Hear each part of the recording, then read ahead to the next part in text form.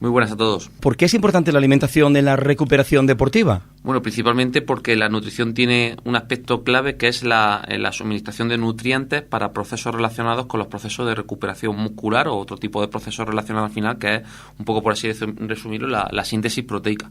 Entonces, al final la alimentación tiene un papel para generar, por así decirlo, esos ladrillitos, ese cemento que es luego necesario e importante para construir esa casa que luego va a ser el proceso de recuperación. Hablando de nutrientes clave para la recuperación después del ejercicio, ¿cuáles son y por qué se necesitan? Vamos a destacar en este caso dos, que serían en concreto macronutrientes, que son los hidratos de carbono y las proteínas de manera directa. Luego, de manera indirecta, obviamente, la grasa tiene su papel, sobre todo por su relación con el sistema endocrino, el papel hormonal que tiene y esa regulación de la hormona desde el punto de vista de lo que es la recuperación muscular, pero principalmente esos dos macronutrientes, hidratos de carbono y proteínas. Que además, creo recordar, Juan, que hemos hablado en anteriores episodios, tanto del hidrato de carbono, así como de las proteínas. Entonces, aquellas personas que quieran ver en concreto hidrato de carbono y proteínas, que se pongan a revisar el iVoox o el Facebook, tú ahora que estás publicando los episodios en el Facebook, yo en el canal de YouTube, oye, que lo vean ahí, que es muy interesante cada uno de esos macronutrientes. Sí, diferentes episodios que vayan y escuchen, porque hay mucha información de interés. Sí. ¿Cómo afecta la hidratación al proceso de recuperación? Bueno, la hidratación vamos a resumirlo principalmente en dos vías, aunque no son la única exclusivamente. Por un lado, obviamente, de que es por así decirlo, el sustrato, por así decirlo, mayoritario, sobre todo un componente esencial para el plasma sanguíneo, es decir, el líquido que al final compone la sangre. Si al final no hay hidratación, no hay líquido, entre comillas, para que haya sangre. Si no hay sangre, no hay transporte de nutrientes. Si no hay transporte de nutrientes, tenemos problemas. Y luego también, por otro lado, por supuesto, también no solo para ese plasma sanguíneo, sino también para las funciones relacionadas a nivel celular, ya que dentro de cada célula hay un espacio en ese aspecto de líquido que tienen componentes también relacionados con el agua, por supuesto. Entonces tiene unos componentes, por así decirlo, con la comunicación y el procesamiento desde el punto de vista de la circulación sanguínea y también, obviamente, por las funciones propias de cada célula. Y si nos metiéramos un tercer factor, su relación con la transmisión del impulso nervioso, que también tiene una clave bastante importante, sobre todo por los cambios relacionados con los diferenciales de potencial que se produce, por ejemplo, con el sodio y el potasio, que mucha gente habrá escuchado, lo de las sales, para los calambres y demás, que tiene su relación un poco, pero no porque evite o no el calambre, sino porque tiene su relación y que son necesarios para la transmisión del impulso nervioso. ¿Cuáles son los errores más comunes que cometen los deportistas en su alimentación post-entrenamiento, después del entrenamiento? Deportistas y no deportistas cometen siempre, entre comillas, el principal error es que, a ver, la mayoría de gente ve el ejercicio físico como una herramienta para perder peso. Claro, que es el problema, la gente entrena, pero luego no come. Luego no se hidrata. Entonces, ¿qué es lo que pasa? Que esas cadenas de recuperación, esos procesos de recuperación, se enlentecen.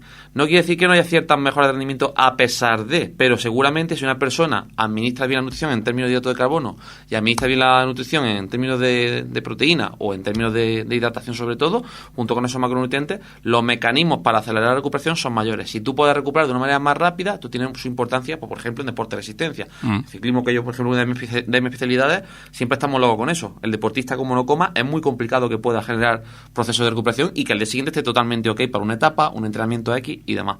Pasa lo mismo también, por ejemplo, con procesos de hipertrofia. Para personas que quieran ganar masa muscular, y ahora creo que lo comentaremos también un poco, el papel de esa proteína va a ser clave para los procesos de recuperación muscular, que se vuelva, entre comillas, resintetizar, entre comillas, a nivel de proteína, aspectos específicos para esa reestructuración de las fibras musculares, de la miofibrilla, etcétera, que al final, poco a poco, a nivel estructural también, el músculo vaya haciéndose más grande o más resistente o más fuerte en función del entrenamiento específico que se haga. Pues vamos a hablar de ese papel. ¿Qué papel juegan las proteínas en la recuperación muscular y cuál es la mejor fuente de proteínas? Bueno, tenemos que recordar que las proteínas eran, como por así decirlo, los ladrillitos un poquito que tenemos de la casa que son necesarios para construir esa casa, ¿vale? Luego tienen muchísimas funciones, como ya comentamos anteriormente en uno de esos episodios, pero va a ser clave sobre todo por dos aspectos. Uno, porque si no hay proteínas que se puedan dividir luego en aminoácidos, no existen los aminoácidos, no se genera síntesis proteica. O se necesitan, entre comillas, toda la cadena de aminoácidos para generar toda la síntesis proteica. Si no existe esa síntesis proteica, tenemos problemas porque podemos realizar un entrenamiento y posiblemente podamos recuperar un poco en cuanto a términos de tiempo, pero no en términos fisiológicos. Posiblemente el rendimiento va a bajar y posiblemente los objetivos de esa deportista o persona, ya sea a nivel estético o a nivel de rendimiento, no se van a conseguir como sí podrían conseguirse con una optimización de la nutrición. ¿Y cómo pueden los carbohidratos ayudar a la recuperación después de un entrenamiento intenso? El hidrato de carbono tiene un papel fundamental y sobre todo con el entrenamiento de alta intensidad. ¿Por qué? Porque cuando se genera entrenamiento de alta intensidad utilizamos una especie de depósito que se llaman depósitos de glucógeno. El glucógeno es un conjunto, ¿vale?, por así decirlo, de depósitos que tenemos tanto a nivel muscular como a nivel de hígado, a nivel hepático. Esos almacenes, por así decirlo, lo que tienen son cadenas de glucosa que cuando utilizamos alta intensidad, el cuerpo humano lo utiliza para generar alta intensidad. El cuerpo humano no puede utilizar directamente la grasa como vía principal en la alta intensidad. Se utiliza una pequeña parte de contribución de grasa, otra pequeña contribución de hidrato de carbono, otros sustratos en función también del estado del entrenamiento del deportista. Entonces, el error típico es que cuando la gente entrena no come. Como no come, no recuperas tu depósito de glucógeno. Entonces, al día siguiente no va a estar en plenas condiciones para hacer posiblemente un entrenamiento de mayor intensidad o intensidad igual. Entonces, tiene una importancia brutal. Yo, por ejemplo, con todos nuestros clientes, si no se lo digo el 99-100% de las personas, poco me falta, porque siempre detectamos que cuando se realiza un proceso de entrenamiento, la gente no come. En deporte de resistencia, por la sesión de pesar poco. En gimnasio suele ser un poco distinto porque la cultura, entre comillas, te invita a comer, por así decirlo, sobre todo en procesos de generación de masa muscular. Aunque cuando hay casos, por ejemplo, que quieren moldear, se olvidan un poco del papel de la proteína. Entonces, el papel de hidrato es clave para la reposición de esos depósitos y aparte también por factores hormonales. Al final, el pool de tener hidrato de carbono más proteína también tiene una serie de efectos a nivel hormonal que también hace que al final la hormona de crecimiento aumente, la testosterona aumente, junto también con ese papel de las grasas también, que no hay que dejarlo en ese sentido, y al final hace que ese pool de, entre comillas, sustrato y a nivel también un ambiente hormonal hace que podamos optimizar mucho más el proceso de recuperación. En concreto, yo creo que es el principal caballo de batalla que nos encontramos en deportistas de resistencia, que se habitúen a comer. ¿Por qué? Porque las cantidades recomendadas que se establecen en la literatura, que son, por ejemplo, principalmente las de Jocund, te animan, entre comillas, para entrenamientos de cierto volumen e intensidad, en torno a 8 o 12 gramos de hidrato de carbono por kilo de peso. Claro, si tú lo multiplicas eso por una persona de 70 kilos, vamos a poner en torno a 10, son 700 gramos de hidrato. Que la gente se ponga a ver cuántos son 100 gramos de pasta en hidrato. No se llega ni muchas veces ni a 60 gramos. Entonces, la cantidad que hay que meter es enorme. ¿Qué pasa? Que el deportista se come hasta saciarse, pero no come para reponer, que ese es el gran problema que nos encontramos en muchas ocasiones. Entonces, es una de las cosas que más trabajamos nosotros principalmente en ese proceso de análisis y que muchas veces tenemos que utilizar, que el propio deportista nos diga, si no tiene contratado con nosotros obviamente la nutrición, oye, ¿qué has comido? Y tenemos que preparar un reporte, un informe, decir, oye, esto es lo que deberías comido en términos de hidratos, fíjate lo que has comido, tiene una deficiencia de 400 gramos. Como no coma, imposible que yo te pueda aumentar tu rendimiento. Claro, buscar el equilibrio, digamos. Necesita gasolina, si no tenemos gasolina es muy complicado poder ganar rendimiento dentro de ese aspecto.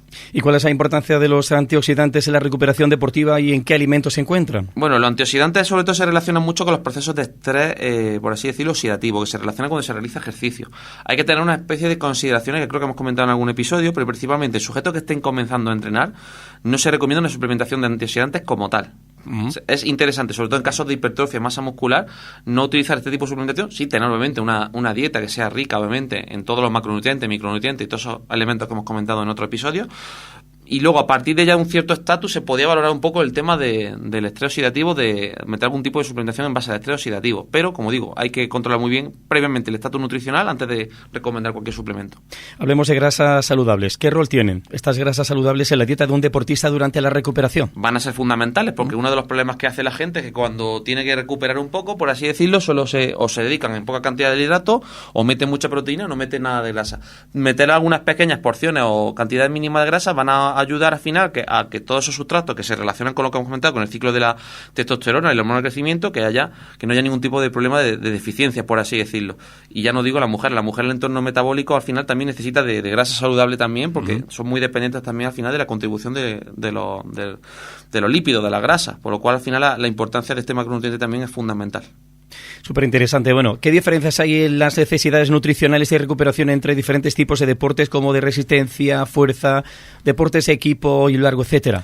Principalmente andan en los consumos calóricos. Hay que ver en cada disciplina cuál es el consumo calórico. Recordemos, ciclismo podemos encontrar en un alto rendimiento etapas con gasto de 6.000 a 8.000 calorías. Eso es una barbaridad. En deporte de combate va a depender también del tipo de deporte de combate. Por ejemplo, yo me acuerdo mucho de nuestro querido equipo de lucha Power. En concreto, que en función obviamente de un entrenamiento puntual no es que tenga un gran desgaste calórico respecto al deporte de resistencia. El problema son las clasificatorias. Cuando una persona tiene que pasar desde cuartos, octavos, semifinales, etcétera, en función de la competición que haga, necesita cierta contribución aeróbica y necesita también cierto mantenimiento energético. Ya no hablo de cuando haya dobles sesiones. Pero es que además de esas cantidades energéticas hay que tener en cuenta la distribución de los macronutrientes. Normalmente en deportes de fuerza se recomienda una mayor cantidad, un poquitín, normalmente como cifra mágica, 2,2 gramos de hidrato de proteína por kilo de peso. Si hay objetivos de pérdida de grasa, se recomienda un aumento en torno a 2,2, 2,5, ¿vale? Y luego principalmente las recomendaciones de hidratos de carbono, que suelen ser mayores en deportes de resistencia, pero por su contribución energética principalmente, por el mayor gasto por unidad de tiempo que se genera respecto a los trabajos de fuerza. Pero claro, luego también tenemos que ver un poco su objetivo de composición corporal. Entonces las diferencias se van a basar principalmente en la distribución de macronutrientes en función de la disciplina y las cantidades energéticas en función de los gastos calóricos de la preparación específica o del evento específico, por así decirlo.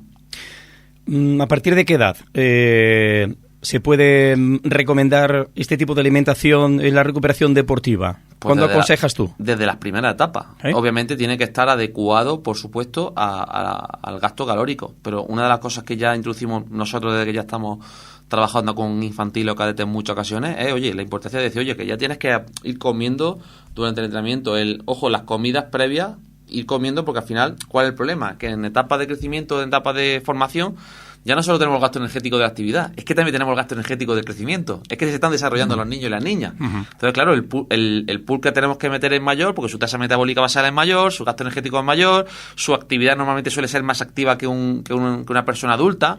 Entonces, tenemos que tener en cuenta esos aspectos. Entonces, es totalmente clave, porque las demandas energéticas son mayores todavía. El problema es que un niño coma un poco respecto a las demandas. Entonces, puede tener limitaciones, obviamente. Ya no me refiero a nivel de macronutrientes, sino también a nivel de micronutrientes relacionados con el crecimiento. La época la podemos tener desde la evolución a la hora histórica de España, desde la guerra civil, como era la talla, entre comillas, de las personas jóvenes en esa época, obviamente, con los problemas de nutrición que había asociado a la época, a lo que hay hoy en día. Y hoy en día posiblemente podamos generar una decrecida, no porque no tengamos alimentos de buena calidad, sino porque las elecciones de nutrición pues no son las más adecuadas hoy en día respecto a hace 20, 30 años. Claro, recomendaciones 100% para los deportes equipo, ¿no? Desde los primeros años hasta ahí en adelante, cuando estén en competición, que se pongan en manos de nutricionistas y gente, pues, digamos, con experiencia en la materia, ¿no? Sí, porque va a evitar sobre todo muchos problemas relacionados con mecanismos de lesiones por déficit energético, problemas de rendimiento, problemas de crecimiento en muchas ocasiones, porque muchas veces el ser humano come, por así decirlo, con el hambre.